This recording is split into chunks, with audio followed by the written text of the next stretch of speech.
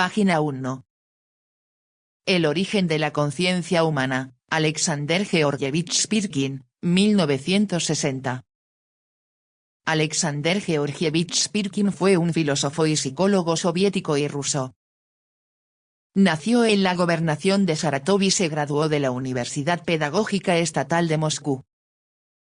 En 1959 recibió su doctorado en filosofía por una disertación sobre el origen de la conciencia. Capítulo 1. El concepto general de la conciencia.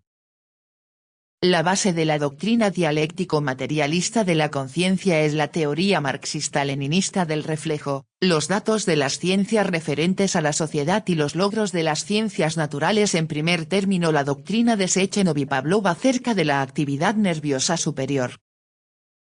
El materialismo dialéctico considera la conciencia como el reflejo del mundo objetivo en el cerebro humano. 1.1. La esencia de la conciencia y su significado vital. La conciencia es un proceso reflejo por su base fisiológica y por su tipo de realización. Comentario. La conciencia no se autogenera, está condicionada a los estímulos, que son antes que ella. El ente aprender, tiene experiencia y memoria y luego supone, que está separado del entorno. El autor escribe. Es la conciencia, una función del cerebro como un todo del único sistema material que representa la suprema forma de la materia organizada en la Tierra. Pero la conciencia no es determinada por el cerebro de por sí. El cerebro no es la fuente, sino el órgano de la conciencia.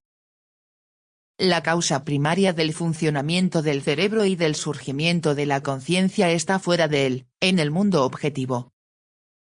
La conciencia es determinada por el influjo de los objetos y fenómenos del mundo objetivo a través de la actividad práctica social del hombre, que es el proceso real de su vida. Por consiguiente, el cerebro es la parte del cuerpo humano en la cual el objeto actuante sobre él se transforma obteniendo la forma ideal, es decir, subjetiva de existencia. Lo ideal mismo es real, ya que existe. La forma real de la existencia de la conciencia es la actividad humana práctica o teórica basada en el lenguaje y dirigida hacia un fin determinado. La conciencia es la imagen subjetiva del mundo objetivo y la imagen supone, necesariamente, tanto la existencia objetiva de lo reflejado, como la semejanza entre la imagen y lo reflejado. Por eso, aunque la reflexión y la existencia se distinguen la una de la otra, al mismo tiempo se hallan unificadas. La conciencia posee una relativa independencia. Esto significa que el hombre tiene la posibilidad de ligar y desarrollar lógicamente en su conciencia las ideas, de tal manera que éstas resultan no solamente copias de los objetos y vínculos concebidos, sino reflejos creadoramente transformados en los cuales el pensamiento anticipa el curso natural de los acontecimientos. Comentario. Gracias a la experiencia, el pensamiento puede hacer predicciones, suposiciones basadas en la información que se recibe. El autor escribe. En este sentido, la conciencia puede desprenderse de la reflexión directa de la realidad. Esta clase de reflexión, si corresponde a las regularidades del mundo real, es la premisa subjetiva de la actividad práctica transformadora del hombre.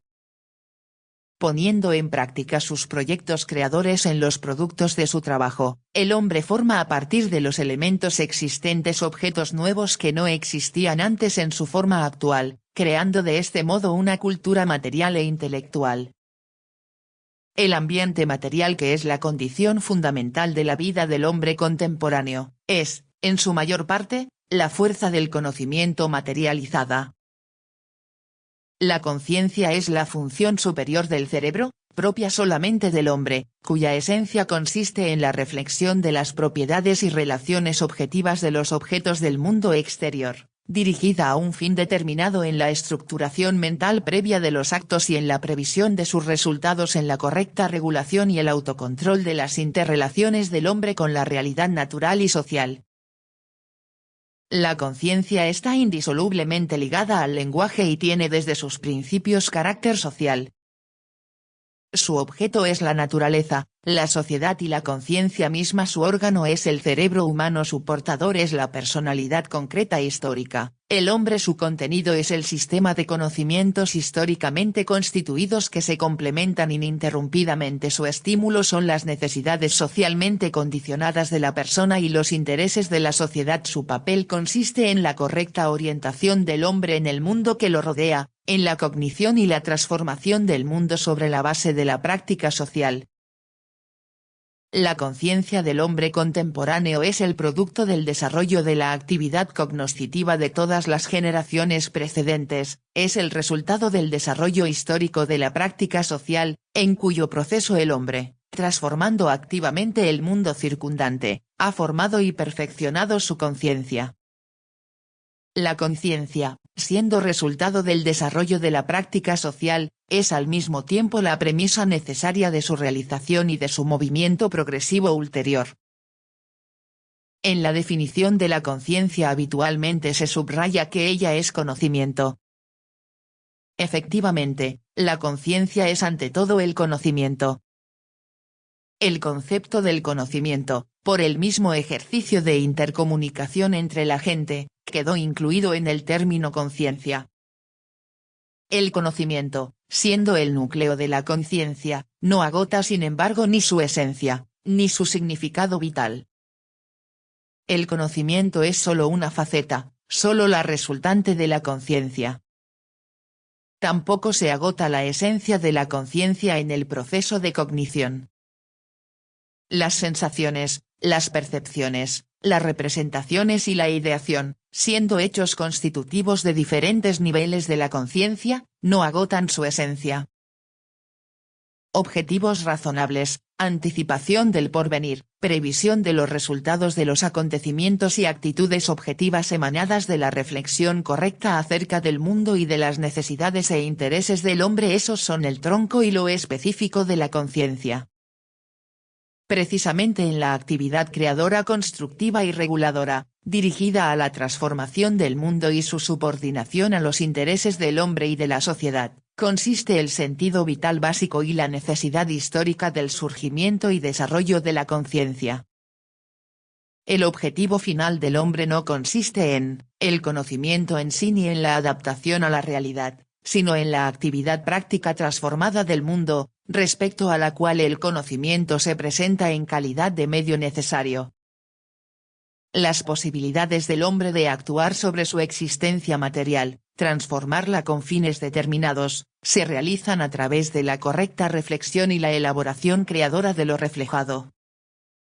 La conciencia no solo refleja el mundo objetivo, sino que sobre la base de la reflexión y a través de su actividad práctica lo crea, es decir, el mundo no satisface al hombre y éste decide cambiarlo con su acción.